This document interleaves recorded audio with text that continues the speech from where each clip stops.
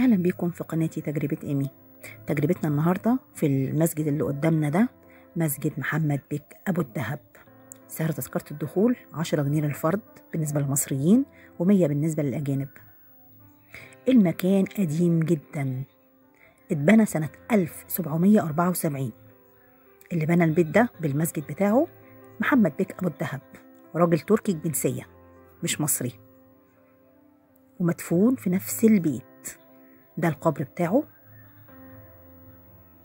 وبنى مسجد قمة في الروعة والإبداع زي ما انتم شايفين كده. القبة اللي موجودة في المسجد ده تعتبر أعظم قبة في العالم الإسلامي. الحقيقة في الواقع أجمل من الصورة بكتير جدا جدا. النقوش والألوان حاجة رائعة فعلا. المكان ده قديم قوي.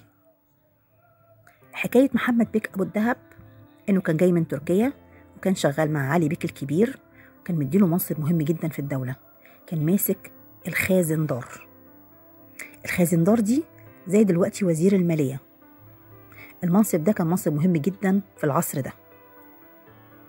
وقت ما عرف انه اخد المنصب ده كان فرحان جدا، وبقى يوزع فلوس على الناس في الشارع وذهب. وزع على المساكين والفقراء عملات ذهبية بكميات كبيرة جدا. ومن الوقت ده تم تسميته بمحمد بك أبو الذهب، نسبة للذهب الكتير اللي كان بيوزعه على الناس. هنطلع الدور التاني نشوف المسجد من فوق. المكان الخشب ده كان بيقف فيه الأئمة اللي بيردوا ورا الإمام اللي بيصلي في الناس على المنبر. المكان مجملا روعة، ألوانه ورسوماته الحقيقة جميل جدا جدا ومميز جدا جدا.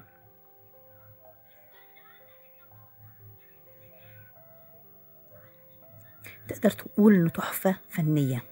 نطلع بقى الدور الثالث اللي هو السطح بتاع المكان. وانت فوق بتشوف مسجد سيدنا الحسين، ده المنبر والأماكن اللي موجودة فوق. طبعا المبنى فيه ترميم فيه حاليا.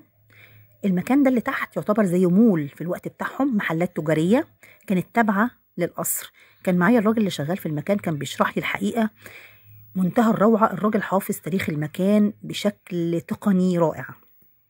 اللوحة دي مكتوب عليها اسم محمد بك أبو الدهب، صاحب القصر وصاحب المسجد. وكل الأماكن اللي حواليه يعتبر نفس البنايات قديمة بنفس الطريقة. وانت من فوق بتشوف مسجد الإمام الحسين، وتشوف جامعة الأزهر ومسجد الأزهر. المكان بشكل عام تحفة، وتجربتي فيه عجبتني جدا جدا.